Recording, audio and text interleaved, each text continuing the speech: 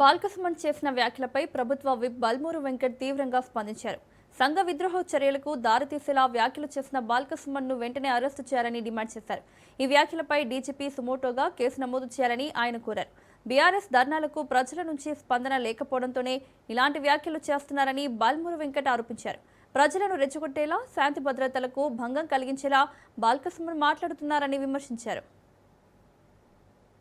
రాష్ట్ర డీజీపీ గారు కూడా నేను విజ్ఞప్తి చేస్తున్నా, ఏదైతే నిన్న బాల్కసుమన్ మాట్లాడిన మాటలని సొమోటోగా మీరు తీసుకోవాలి. తెలంగాణ రాష్ట్రంలో ఆ ఇబ్బందికర పరిస్థితులను మనం ఎదుర్కోవాల్సి వస్తుంది కాబట్టి వెంటనే ఇటువంటి సంఘ విద్రోహ శక్తులు బాల్కసుమన్ సొంటోల్ని కటకటాల్లో నెట్టి వాళ్ళపైన ఎంక్వైరీ జరిపి తన మాట్లాడిన మాటలలో వాళ్ళు చేస్తున్న కుట్రలేందో ఆ కుట్రలన్నింటినీ కూడా భగ్నం చేయాలన్న ఒక ఉద్దేశాన్ని నేను రాష్ట్ర డీజీపీ గారికి మీడియా ద్వారా విజ్ఞప్తి చేస్తున్నా.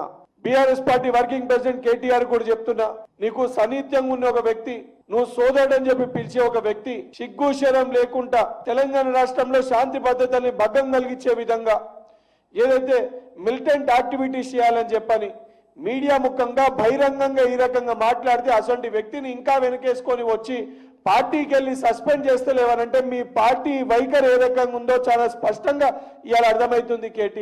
కేసీఆర్ గారికి అదే